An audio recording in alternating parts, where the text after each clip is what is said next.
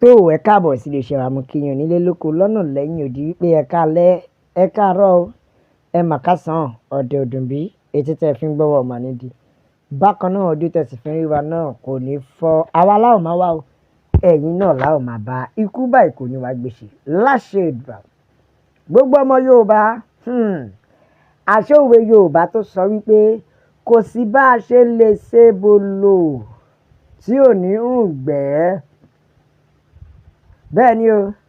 kò sí bá a ṣe lè ṣe bolo tí ò ní rùn gbẹ́ ẹ wo ẹ jẹ́ kọ́kọ́ gbé yín débẹ̀ náà wọ́n ní repentant Boko Haram commander returns to Sambisa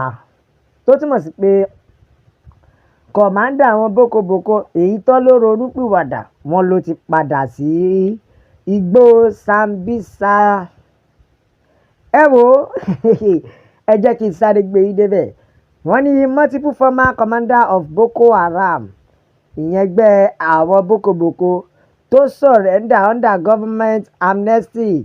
bẹ́ẹ̀ ni o have revealed that a growing number of ex-fighters are returning to trenches tó túmọ̀ sí pé gbogbo àwọn tó ronúpìwàdà sápá ibi ti fẹ́ báyé wọn jẹ́ o bẹ́ẹ̀ ni sápá ibi ti fẹ́ báyé wọn jẹ́ ẹ wá máa gbọ́ o wọ́n ní this ex-commander drove over 30,000 fighters who defected were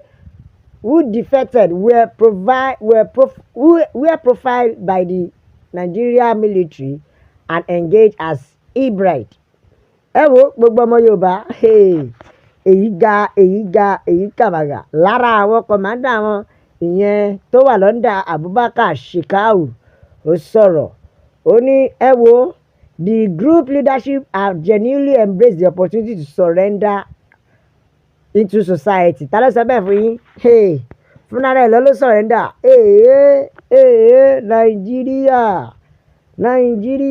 nàìjíríà ti fẹ́ pa wá ẹ wo ẹjẹ gbọ́ táwọn ènìyàn mi sọ bẹ́ẹ̀ nìkan jẹ́ kóyè wa ó ní ẹjọ́ lọ let them go back àbí wọn kúkú ṣàtúnṣe ará ìlú tẹ́lẹ̀ àbí èyí ńgbà tí kọ̀mándà èyí tó lóun ti ronúpìwàdà tó tún wá ń padà sí inú igbó Boko inú igbó Sambisa ṣe ẹ ti mọ̀ wọ́n ti ń parí mission wọn lọ́ṣẹ́ fẹ́ máa sá lọ bẹ́ẹ̀ ni ká sọ pé wọ́n ti ń parí mission wọn ni bẹ́ẹ̀ ni kọjá kọ́yé wa ò ní why not I have been saying this all the time anytime ìpè ṣẹ́rí àwọn Boko tẹ́ pè ní repented Boko yìí wọ́n ń bọ̀ wá ṣọṣẹ́ fún wa yes ṣáwọn tó jẹ́ pé wọ́n ti fi ọ̀pọ̀lọpọ̀ ẹ̀mí ṣòfò àti dúkìá lẹ wá sọ pé wọ́n jẹ́dẹ̀ wá ní àwọn ronúpìwàdà wẹ́nà mi máa blame wọn wàláì mi blame wọn ìjọba Nàìjíríà ni mo rí blame nítorí wípé báwo lẹ ṣe lè gbọ́rú ẹ̀ wípé èèyàn bẹ́ẹ̀ ronúpìwàdà àbí ẹ jẹ́ ká tún gbẹ́tẹ̀ lómi ò ní Nàìjíríà láwa yóò wọ́n á sì tún dáríjì wọ́n ni all in the name of amnesty wọ́n á tún padà wá ìgbà tí wọ́n bá tún wọn kó ègé wọ́n á tún sọ pé ó tún ronúpìwàdà ni each dey play bẹ́ẹ̀ nìkan jẹ́ kó yọ ó ní ṣé ojú ń dun àwọn ìjọba ni ṣé wọn mọ̀ pé kò sí bá ṣe lè ṣébolo tí ò ní rùn gbẹ́ ni bẹ́ẹ̀ ẹ jẹ́ ká tún gbọ́ àwọn ọmọ ló ń bínú gan o wọ́n ní so the former terrorist or Boko commander become Nigeria security personnel tó túmọ̀ sí pé olórí Boko padà wá ṣe security fún Nàìjíríà ẹ̀mí àwọn innocent people kò dè mọ́ ṣùgbọ́n ẹ má gbàgbé o ẹni ẹ̀ṣẹ̀ kékeré tí àwọn èèyàn bá ṣẹ̀ àwọn ará ìlú bá ṣẹ̀ before you know it gbám wọ́n ti gbà sẹ́wọ̀n bẹ́ẹ̀ ni wọ́n ti gbà sẹ́wọ̀n ìjọba ò ní ronú amnesty kankan nígbà yẹn o rárá kódà wọn ò ní ronú pé ká káàánú ẹ̀ tàbí ká ṣíjú àánú wò ó ṣùgbọ́n àwọn Boko lẹ́wà grant amnesty fún ṣáwọn tó jẹ́ pé ọwọ́ wọn kún fún ẹ̀jẹ̀ àwọn tó jẹ́ pé ọwọ́ wọn kún fún wà ìkà ṣáwọn ló wá jẹ́ kẹ́ ẹ fún ní amnesty ẹ wá wo ẹ̀dẹ̀kọ̀ àwọn ará ìlú gangan grant ní amnesty but ẹ lè ṣe bẹ́ẹ̀ kẹpa aláìṣẹ̀ ni ọ̀gá o ibi tẹ́ ẹ ti máa mọ̀ pé orílẹ̀-èdè nàìjíríà yóò nífẹ̀ẹ́ wa bó tilẹ̀ wù kó mọ bẹ́ẹ̀ ni o ǹjẹ́ ẹ ti gbàgbé ni nígbà tó sọ pé olórí Boko padà sí Sambisa ṣé wọn ò mọ̀ wípé kò sí bá a ṣe lè ṣe bòlò tí ò ní rùgbẹ́ ṣé òwe àwọn sójà kan máa ní once a soldier will always be a soldier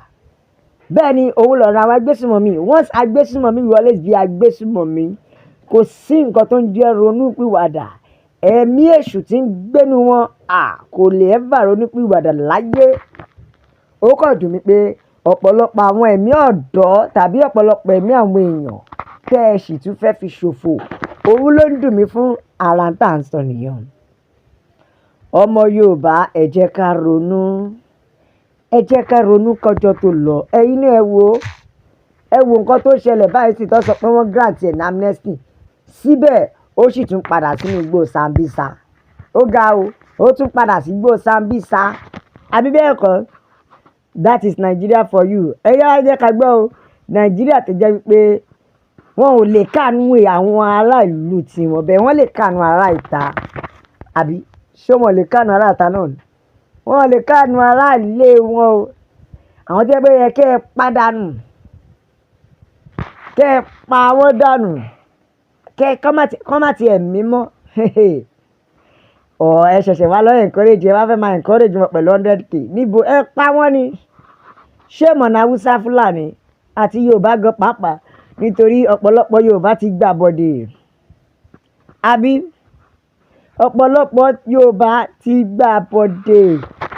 kọ̀rọ̀ kó jẹ́ kẹ́ ẹ sọ òdodo ọ̀rọ̀ kẹ́ ẹ róòtọ́ ọ̀rọ̀ kílẹ̀ kẹ́ ẹ sọ ẹ̀ nílé sọ ẹ wo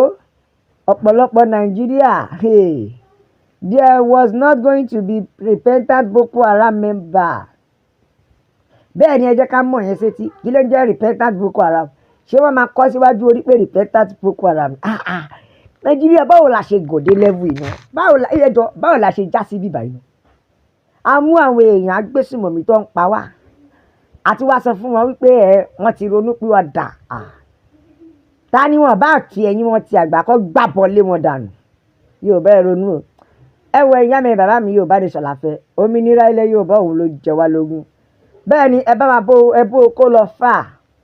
ẹ like ẹ share ẹ subscribe ẹ bá tẹ̀ sójú ẹ jẹ́ ìyàwó èèyàn lọ́tún ló sì pé Yorùbá lè ṣọ̀rí kan ní ọ̀nà àbáyọ a ó máa bẹ ọ̀bí ẹni bẹ ṣàtẹ́lẹsẹ̀ yóò máa bẹ̀rẹ̀ o gbogbo ẹni tó wá láwọn ní dé ńkọ́ ó máa láwọn ní dé bá God bless Yorùbá nation is the only solution ó dàbọ̀.